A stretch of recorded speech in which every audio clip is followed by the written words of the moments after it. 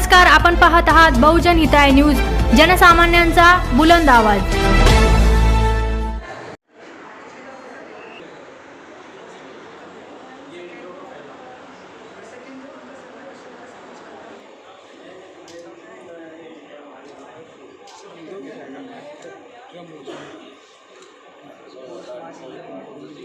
सर्वप्रथम Asian hospital आणि doctor Nitin Kamthe टीमचं स्वागत आहे। यांनी अमेरिकेच्या धर्तीवर चालणारा आणि टाटा मेमोरियल हॉस्पिटल जो फॉलो करता तो प्रोटोकॉल किंवा तो प्रोग्राम इथून सुरू केलेला आहे।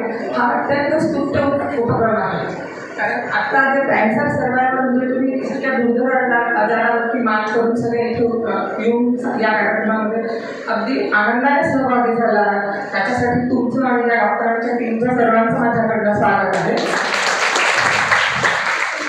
कारण कॅन्सर हा आजार असा आहे की शब्द ऐकला कॅन्सर म्हणजे ते अगदी सगळे हाताळतात, मानसिक, शारीरिक, आर्थिक आणि सामाजिक सगळ्याच ह्याच्यातनी सगळा माणूस कचरा करतो। जेव्हा कॅन्सर डिटेक्ट करतो तेव्हा काय करायचं? कॅन्सर डिटेक्ट झाला, आता पुढे कायचं उत्तर म्हणजे डॉक्टर काठे आणि एशियन हॉस्पिटल आहे। आजार झाला, आता पुढे काय? तर प्रत्येक रुग्णाच्या आणि रुग्णाच्या नातेवाईकांची शारीरिक आणि मानसिक आर्थिक तयारी करायची असते। आता आर्थिक तयारीसाठी जे काय आता स्कीम्स आणतात एशियन केअरमध्ये चालवल्या जातात, पण तुमच्या मानसिक आणि शारीरिक बाबींसाठी डॉक्टर काठे योग्य आणि सुयोग्य मार्गदर्शन करतात। डॉक्टर काठे हे निष्णात कॅन्सर तज्ञ आहेत। तुम्हाला कॅन्सर का झाला, कशाचा झाला, त्या कॅन्सरचे फेज काय आहे, काय होणार आहे आणि तो कधी कव्हर होणार आहे त्याचं अगदी शांतपणे उत्तर देणार, त्याचं शंका निरसन करणार, त्यावरती योग्य मार्गदर्शन, आहार विहार, ट्रीटमेंट प्लॅन समजावून सांगणार, पुढे काय करणार आणि त्यातनं होणारे फायदे, त्यामध्ये होणारे तोटे, काय कॉम्प्लिकेशन्स आहेत त्याच्याबद्दल तुम्हाला विस्तृत माहिती त्यांच्याशी बोलल्यानंतरच कळते। आज मी इथे नवीन भूमिका आहे, ॲज अ डॉक्टर म्हणून पण आणि बाबांची मुलगी म्हणून पण। ॲज अ डॉक्टर म्हणून मी गेल्या 12 वर्षांपासून जेव्हा प्रॅक्टिस करते, मला असा अनुभव आला की माझ्या क्लिनिकमध्ये आलेल्या पेशंटच्या जर मी कुठेही कसलीही गाठ असेल तर मला माझ्या लेवलवरती जे उत्तर मिळतं त्याचं एक एक्सपर्ट ओपिनियन काय आहे आणि पुढे काय करायचं आहे याच्यासाठी मी अगदी डोळे बंद करून डॉक्टर काठेंकडे माझे पेशंट रेफर करते। आणि ज्या ज्या पेशंटला मी रेफर केलेलं आहे प्रत्येकजण अतिशय समाधानी आहे की तिथे काही फसवेगिरी नाही आहे, योग्य मार्गदर्शन, योग्य उपचार आणि काय होणार आहे याचं सगळं प्लॅनिंग ते देतात। आणि मी दिलेल्या पेशंटच्या रेफरन्सला आहे डॉक्टरांकडनं कोणताही पेशंट निराश वापस आलेला नाही आहे। त्याच्यामुळे मी आता डॉक्टर म्हणून असं पण तुम्हाला एक सजेस्ट करते की योग्य व्यक्ती योग्य वेळेला आपल्याला सापडला आणि आपण त्याच्याशी टचमध्ये राहिलो तर आपण अशा दुर्धर आजारावरती मात करून आज आपण जर सेलिब्रेशन करायला इथे आलो बरोबर आहे। त्याच्यासाठी जे मनोबल लागतं ते डॉक्टरांनी तुम्हाला दिलेलं आहे। आता मी माझ्या बाबांची केस सांगते। ॲक्सिडेंटली कोविडच्या काळामध्ये माझ्या बाबांना लिव्हरच्या गाठ मिळाली। आता आम्ही आधीच कोविडमध्ये सगळ्या परेशान आणि त्यामध्ये गाठ मिळाली, तर त्या गाठीबद्दल डॉक्टरांनी सांगितलं, डॉक्टर काठेंनी सांगितलं आधी आपण बाबांना कोविडमधून थोडंसं रिकवर करू आणि त्यानंतर बाबांची इम्युन सिस्टीम किंवा बाबा थोडेसे चांगले झाल्यानंतर लिव्हरचं काय करायचं बघूया। गाठ कॅन्सरची नसल्यामुळे खूप घाबरण्याचं कारण नव्हतं, पण कुठलीही गाठ म्हणजे की सगळ्यांना भीती वाटते, तशी आम्ही पण घाबरला। जरी डॉक्टर असलो तरी शेवटी सर्वाईव्ह करून करणार होतं बाबा करणार होतं। बाबांचं वय 72 वर्ष। त्यावेळेला मग त्यांनी योग्य मार्गदर्शन केलं। कोविडमधून बाबा रिकवर झाल्यानंतर बाबांचं ऑपरेशन करून त्याच्यानंतरचं योग्य फॉलोअप त्यांनी सांगितलं तसं आम्ही केला। आज बाबा अगदी ठणठणीत बरे आहेत आणि आज बाबांचं 79 वय आहेत। गेल्या 5 वर्षांपासून बाबांना कसलाही त्रास नाही आहे आणि रियाफेर त्यांनी जसं सांगितलं होतं तसं रियाफेर किंवा काय काहीही झालेलं नाही आहे। त्याच्यामुळे तुम्हाला सगळ्यांना कळकळीची विनंती आहे की तुम्हाला कॅन्सर डिटेक्ट झाला तेव्हा योग्य व्यक्तीकडे म्हणजे डॉक्टर काठेंकडे आल्यानंतर ते जसं सांगतील तसं फॉलोअप घेत राहा आणि ते सांगतील तसं मार्गदर्शनाच्या अंतर्गत तुमचा लाईन ऑफ ट्रीटमेंट किंवा लाईफ प्लॅन तयार करून ठेवा। त्याच्यानंतर त्याच्यावरती त्या रोगामध्ये जे मार्गदर्शन देतात त्याच्यानुसार तुम्ही जर वागला तर तो पुन्हा त्रास उद्भवणार नाही। ॲब्युअल ट्रीटमेंट सोडू नका आणि त्यांच्या ज्ञानाचा आपल्याला औरंगाबादमध्ये पूर्ण फायदा होण्यासाठी एशियन सिटी केअर आणि टीम जो सगळा प्रयत्न करते त्याचा पुरेपूर फायदा घ्या। आपण आता आशा करूया की एशियन केअर आणि डॉक्टर काठे हा प्रोग्राम दरवर्षी घेतील आणि इथे सर्वायवल असलेल्यांची संख्या आपल्याला ही जागा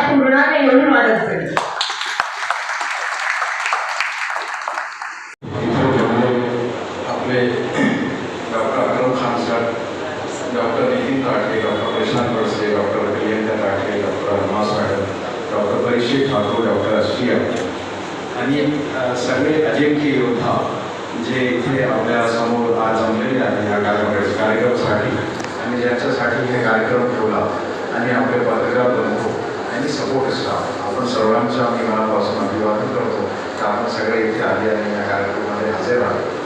मला असा आज हे कार्यक्रम झाल्यानंतर स्वतःला म्हणजे जसं आपण मला इंट्रोडक्शन पाहिलं आहे की हे आमच्या एशियन हॉस्पिटल आहे. हे औरंगाबादमध्ये 9 वर्षापासून आम्ही काम करत आहे हॉस्पिटलला. आमच्या हॉस्पिटल सुपर स्पेशलिस्ट हॉस्पिटल आहे. आमच्या हॉस्पिटलला सगळे परिपूर्ण हॉस्पिटल आहे, सगळे सब्जेक्ट, सगळे डिपार्टमेंट आहे. पण आज जे कार्यक्रम आपण इथे ठेवलेला आहे ते कॅन्सर पेशंटचा कार्यक्रम आहे आणि या कॅन्सरचे जे पेशंट बरे होत झाले आणि जे इथे जमलेले आहे आणि त्यांनी जे आपला मनोगत प्रयत्न केलेला आहे, जेव्हा मी हे कार्यक्रम अटेंड केला आणि त्यांचं मनोगत मी ऐकलं तर मला स्वतःला असा गर्व वाटतो की मी या हॉस्पिटलचं चेअरपर्सन आहे. हे पहिल्यांदा मला असं वाटतं आणि मी असा इथे बसून हे विचार केला की आपण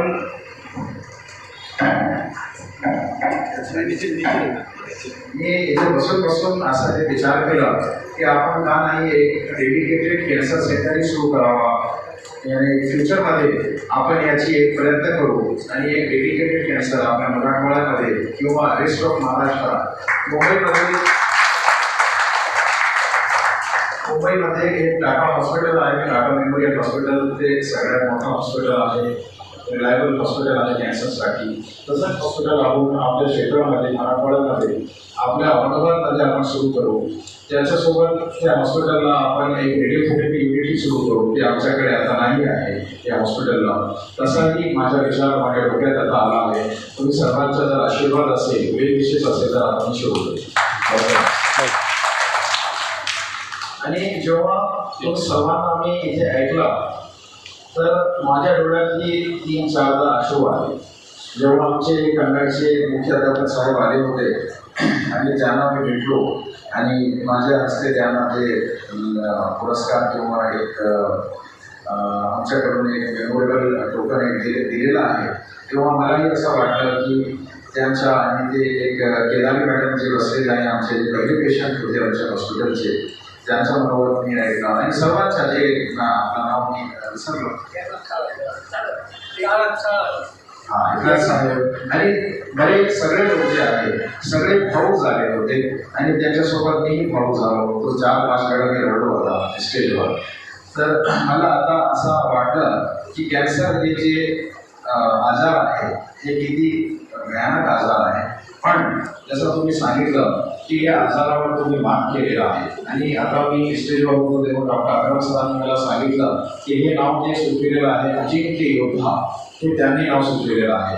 अजिंक्य योद्धा हे चांगलं नाव आहे आणि खरोखरच तुम्ही असे योद्धा आहे याने तुम्ही अशी एक मला मी प्रयत्न करतो मराठीमध्ये एक जे जग याला आपण म्हणतात ते तुम्ही जिंकलेली आहे, ते अजिंक्य झाले आहे. तुम्ही जे लोक समजत होते कि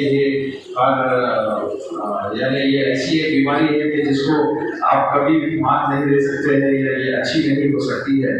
एक ऐसी बीमारी, और ये एक ऐसी बीमारी है पूरे हॉस्पिटल में जो हमने महसूस किया है कि हर आने वाला बीमार एक बार जब डिस्चार्ज हो जाता है 4 दिन, 8 दिन, 15 दिन के बाद, तो उसको दोबारा शायद ही कभी हॉस्पिटल आना पड़ता है. लेकिन जो कैंसर की जो बीमारी है ये एक ऐसी बीमारी है जिसमें आपको कई महीनों तक, कई सालों तक हॉस्पिटल आना पड़ता है. और आप सब लोग जो यहाँ पर ऐसे के योद्धा आए हैं, आप उन्हीं में से हैं जिन्होंने बहुत ही प्रॉम्प्टली, बहुत सीरियसली और बहुत ही अच्छे से इसका फॉलोअप किया है. जैसे जैसे आपको हमारे डॉक्टर ताके साहब ने सलाह दी थी, जैसे एडवाइस दिया था, आपने उसको फॉलो किया. बहुत सारे पेशेंट थे जिनको डॉक्टर अश्विया और डॉक्टर परीक्षित ठाकुर ने भी सलाह दी होगी और आपने रेडियोथेरेपी भी दी होगी. तो आप वो लोग हैं जो डॉक्टर की बात को मान करके आपने 3 साल, 4 साल, 5 साल, जैसे केदारी मैडम ने कहा है 9 साल, इतना सब कुछ आपने फॉलो किया है. तो आप सब लोग बहुत सिंसियर है और आप सब लोग बहुत ही रिस्पेक्टेबल है. तो मैं आप सबकी बहुत ज़्यादा कदर करता हूँ. और जैसे अभी आप लोगों ने बताया था, जो हमारे कन्नड़ के साथ उन्होंने बताया था कि वो काफ़ी लोगों को फ़ोन करके सलाह देते हैं, तो आप सब ही समाज के अंदर ये अवेयरनेस प्रोग्राम अपने अपने शहर में, अपने गांव में, अपनी कॉलोनी में जहाँ जहाँ हो सकता है इसके लिए एक अवेयरनेस प्रोग्राम कीजिए कि कैंसर की बीमारी होती क्यों है या क्यों हो सकती है और उससे बचने के लिए आपको क्या करना चाहिए। और अनफॉर्चुनेटली अगर वो हो जाती है तो उसके ट्रीटमेंट के लिए हमारे पास सारे ट्रीटमेंट्स हैं, उसको हम कहाँ पर जाएँ और किस तरह ट्रीटमेंट करें। हमारे पास लकीली मराठवाड़े का सबसे बड़ा शहर औरंगाबाद है और हमारे शहर में एशियन हॉस्पिटल है, यहाँ डॉक्टर नितिन ताटे है, तो आप इनके पास किसी भी वक्त आ सकते हैं और अपने जानने वालों के लिए ट्रीटमेंट के लिए, फॉलोअप के लिए, इन्वेस्टिगेशन के लिए आप यहाँ पर हमारे पास अप्रोच कर सकते हैं और इसके बाद आपको एक अच्छे से अच्छा ट्रीटमेंट मिलेगा। इसकी भी मैं आपको एक गारंटी और गवाही देता हूँ, क्योंकि हमारे पास महात्मा ज्योतिबा जन आरोग्य योजना भी है, PSIC भी है, चीफ मिनिस्टर रिलीफ फंड भी है और बहुत सारे इंडिया के जितने भी बड़े बड़े कंपनीज के हेल्थ इंश्योरेंसेज है, कैशलेस के बहुत सारे इंश्योरेंसेज भी है और ये सब ना भी हो अगर अनफॉर्चुनेटली तो बहुत ही कम चार्जेस में हमारे हॉस्पिटल के ट्रीटमेंट्स हम आप लोगों को प्रोवाइड करने की पूरी कोशिश करेंगे। और जैसे अभी आप सबने कहा है कि आप जब भी बीमार हो, अनफॉर्चुनेटली की बीमार हो, तो आपकी जो लाइफ पार्टनर होती है या होता है उनका सपोर्ट ज़रूरी है। तो वैसे ही हमारे डॉक्टर ताटे की जो वाइफ है, डॉक्टर प्रियंका ताटे, जो मेरी मानी की बहन है, तो सबसे ज़्यादा तकलीफ उसी को होती है। क्योंकि डॉक्टर ताटे हॉस्पिटल में रहते हैं तो समय ज़्यादा तकलीफ हो रही थी कि डॉक्टर ताटे 2 बजे भी आ रहे हैं, सुबह 6 बजे भी आ रहे हैं। अभी आजकल अनफॉर्चुनेटली ये बीमारी इतनी बड़ी है कि हमारे हॉस्पिटल में हर रोज़ 4 से 5 कैंसर के ऑपरेशन हो रहे हैं, जिससे हमें बहुत तकलीफ और दुख होता है कि इतने सारे मरीज बढ़े हैं।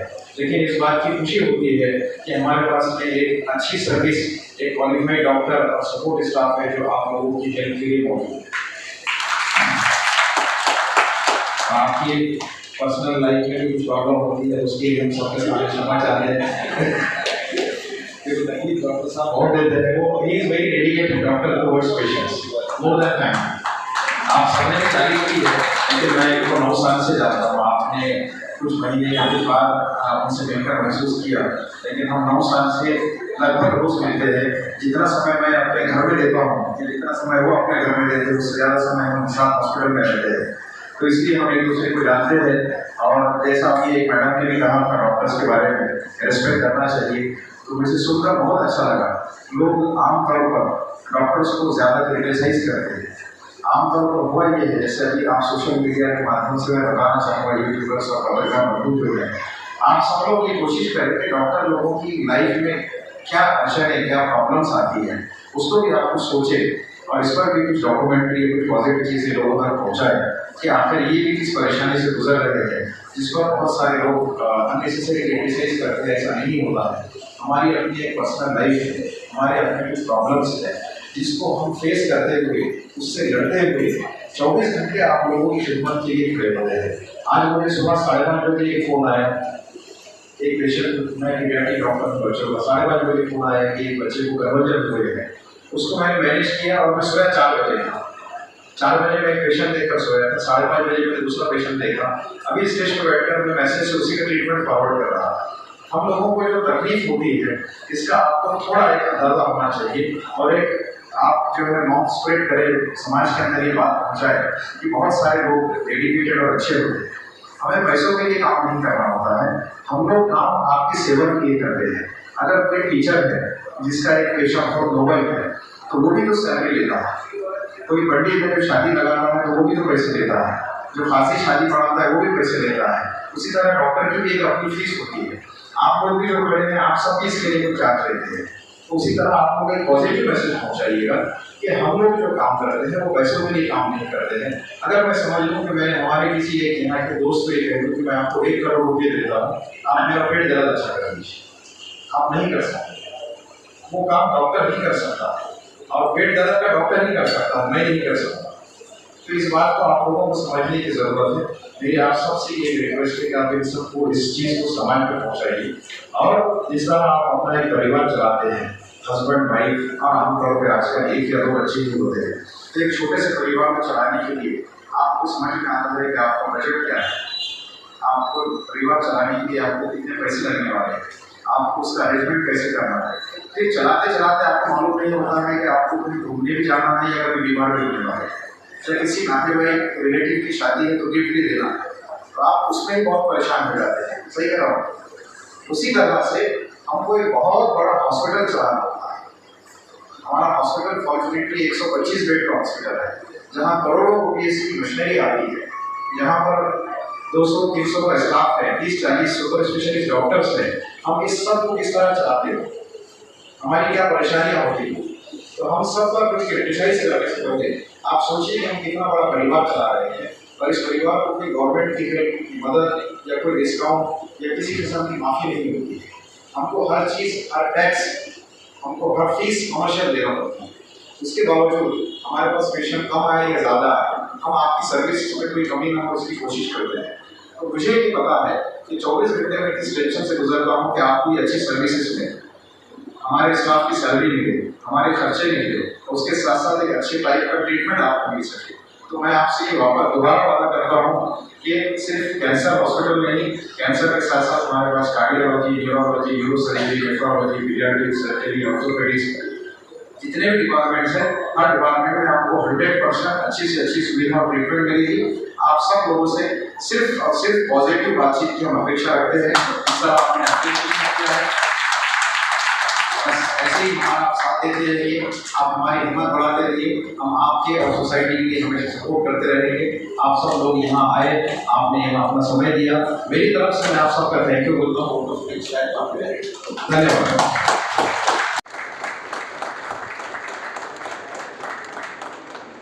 एशियन हॉस्पिटल की ओर से आज जो कैंसर के मरीज़ों का सत्कार किया गया है, तो ऐसे कितने मरीज़ हैं और क्या मैसेज देंगे आप समाज को? देखिए, हमारे पास एशियन हॉस्पिटल शुरू होकर 9 साल हुए हैं औरंगाबाद में, और अनफॉर्चुनेटली आज हर महीने हमारे पास में, अनफॉर्चुनेटली मैं इसलिए कहता हूँ कि हमारी इच्छा कभी नहीं होती है कि कोई बीमार पड़े, लेकिन चूंकि वो बीमार होते हैं तो बदकिस्मती है, तो हमारे पास में सिर्फ कैंसर के हर महीना 50 के करीब पेशेंट ऑपरेट होते हैं। इस तरह आप हिसाब लगा लें तो सिर्फ कैंसर ही के पेशेंट जो है वो 600-700 पेशेंट हमारे हॉस्पिटल में हर साल ऑपरेट हो रहे हैं। तो हमने क्या किया है कि एक चीज़ शुरू की है, कैंसर होने के बाद, उसका ऑपरेशन होने के बाद ऐसा होता है कि 5 साल तक बहुत ज़्यादा चांस होता है कि दोबारा खुदा ना खास्ता ये बीमारी लौट कर आए। तो 5 साल होने के बाद में फिर इस बीमारी के लौट कर आने के चांसेस कम हो जाते हैं। तो हमने इस बार ये शुरू किया था, जो टाटा हॉस्पिटल में एक सिस्टम चलता था, उसी को यहाँ फॉलो किया है कि जिन मरीज़ों की 5 साल से ज़्यादा हो चुके हैं और वो आज सेहतमंद है और अच्छे हैं, उन लोगों को बुला करके हमने उनकी हिम्मत अफजाई के लिए, एक मैसेज देने के लिए उन लोगों का सत्कार किया है। और हम इस तरह का कार्यक्रम हर 3 महीने में करते रहेंगे कि जितने भी पेशेंट हमारे पास, हर पेशेंट हमारे साथ जुड़ा हुआ है, चाहे वो कैंसर का हो या दूसरे डिपार्टमेंट का हो, तो हम उन पेशेंट्स को बुलाएंगे और हर 3 महीने बाद उनका सत्कार करेंगे कि वो अपनी सेहत का बहुत अच्छा ख्याल रख रहे हैं, और उसकी वजह से वो आज अच्छी सेहत के साथ, अच्छी हेल्थ के साथ हम सब लोगों के बीच बैठे हुए, हम सब लोगों के साथ है। ये मैसेज हम एक पॉजिटिव देना चाहते हैं। दूसरा एक पॉजिटिव मैसेज ये है कि हमारी ये कोशिश रहेगी कि कैंसर को प्रिवेंट करने के लिए, उस बीमारी से रोकने के लिए आप सब लोगों के अंदर क्या अवेयरनेस होना चाहिए, हम उसके प्रोग्राम शुरू करना चाहते हैं कि इस बीमारी से कैसे बचें, और अगर ये बीमारी होती है तो जल्द अज जल्द इसको कैसे अच्छे डॉक्टर और अच्छे हॉस्पिटल में अप्रोच होकर, एशियन हॉस्पिटल की तरह जो हॉस्पिटल्स है वहाँ अप्रोच होकर इस बीमारी का इलाज कराएं, और हम इस बीमारी को ज़्यादा से ज़्यादा हमारे समाज से ख़त्म करें। ये हमारा दूसरा मैसेज है। सर, अभी आपने ऐलान किया है बड़ा हॉस्पिटल यहाँ पर खोलेंगे आप कैंसर का, तो कैसा नियोजन होगा उसमें? जैसे मैंने आपसे कहा है कि स्टेज पर बैठे बैठे मेरे जहन में एक बात आई, तो डिटेल नियोजन तो हम करेंगे और आपके साथ में उसको डिस्कस करेंगे। अभी जो जहन में आया वो है कि अभी हमारे हॉस्पिटल में कीमोथेरेपी है, ऑन्को सर्जरी है, रेडियोलॉजी की पूरे चीज़ें हैं। सिर्फ रेडियोथेरेपी हमारे पास नहीं है, यानी जो वो रेडिएशन की जो मशीन होती है वो काफ़ी बड़ा प्रोजेक्ट होता है। तो मैंने सोचा हूँ बैठकर यहाँ कि हम रेडियोथेरेपी के साथ पूरा डेडिकेटेड एक कैंसर हॉस्पिटल ही शुरू करें, जो 100-200 बेड का हो, जहाँ पर लोगों के, मरीज़ों की जो होती है वो सारे मरीज़ औरंगाबाद के नहीं होते हैं, वो आसपास के देहात, शहर, बड़े शहर, यानी काफ़ी बड़ा रेडियस है, 300-400 किलोमीटर तक से पेशेंट ट्रैवल करके हमारे पास आता है। हम उनके रहने की सुविधा भी वहाँ करेंगे, खाने की सुविधा भी करेंगे और ट्रीटमेंट की सुविधा भी करेंगे, और सारी सुविधाएं कैंसर की एक ही जगह पर हो जाएंगी। डॉक्टर साहब। ओके चल ओके पहिले आपका परिचय दे. सर अनुभव कसा होता एवढ्या पेशंट रुग्णांना आपण बरे केले आहे अनुभव कसा होता आपला ॲक्च्युली माझ्यासाठी सुद्धा माझा सुद्धा दिवसात आठवून आला होता ज्यावेळेला मनोगत व्यक्त करत होते आणि इतके जण आले तर मी माझं भाग्य समजतो की त्यांनी विश्वास दाखवून उपचार तर केलेच परंतु माझ्या फक्त एका फोनवर एवढे सगळेजण या प्रोग्रामसाठी उपस्थित झाले. गावातली गावात अटेंड करणं ही फार मोठी गोष्ट नाही प्रत्येकाचे काम असतात तरी परंतु दुसऱ्या गावावरनं वेळ काढून येणं आणि प्रोग्राम अटेंड करणं आणि त्यांच्याचमुळे हा प्रोग्राम सक्सेसफुल होऊ शकला आहे त्यामुळे मी त्यांचा अतिशय आभारी आहे. सर मरीज जो है ये बीमारी का नाम सुनते ही घबरा जाता है तो आप क्या मैसेज देंगे क्या बोले. ये बीमारी है ही घबराने जैसी क्योंकि इसको सभी बीमारी का राजा बोलते हैं एम्परर ऑफ ऑल मेलेडीज लेकिन आजकल अगर वक्त पे दिखाए और जल्दी डायग्नोसिस अगर हो गया और अर्ली स्टेज में हो गया तो ये पूरा ठीक हो सकता है यही हमारा संदेश है. तो किसी भी गांठ किसी भी अबनॉर्मेलिटी से जिसको कैंसर लग सकता है तो उसको अप्रोच करके डॉक्टर से निदान करने में डरिए मत. वो नहीं निकलता है तो बहुत अच्छी बात अगर निकलता भी है तो भी वो जल्दी डायग्नोस हो गया तो पूरा ठीक हो सकता है. सर आपका नाम. मैं डॉक्टर नितिन अच्युतराव ताठे मैं कैंसर सर्जन हूँ 6.5 साल टाटा हॉस्पिटल में काम करने के बाद मैं 2015 से एशियन हॉस्पिटल में हूँ और तब से यहीं पे काम करता हूँ.